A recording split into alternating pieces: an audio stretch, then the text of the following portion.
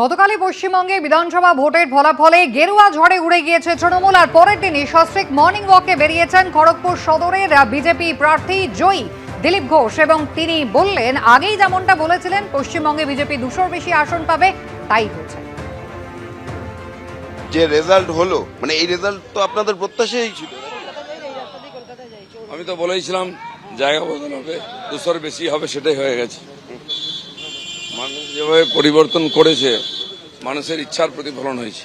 কি ছিল ফলাফল? 2021-এর বিধানসভা নির্বাচন, যেখানে উত্তরবঙ্গে মোট 54টি আসনের মধ্যে বিজেপি জিতেছিল 30টি আসন, তৃণমূল কংগ্রেস জিতেছিল 23টি আসন এবং নির্দলরা পেয়েছিল 1টি আসন। 2024-এর লোকসভা নির্বাচন, সেখানে বিধানসভা ভিত্তিক ফলাফল অনুযায়ী বিজেপি 32 আসনে এগিয়ে ছিল, তৃণমূল কংগ্রেস 15টি আসনে এবং বাম কংগ্রেস জোট 7টি আসনে এগিয়ে ছিল।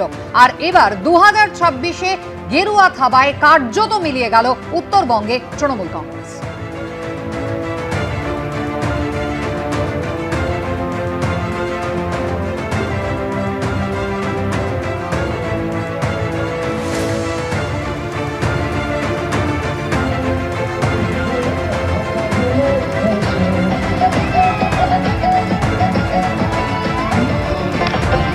বাকি যারা যে কটা হয়েছে তারাও এবার রাস্তায় আর বেরোতে পারবে না, আপনারা দেখবেন মুখ দেখাতে পারবে না এবং আমাদের কিছু করতে হবে না, পাবলিক ওদেরকে রাস্তায় বেরোতে দেবে না।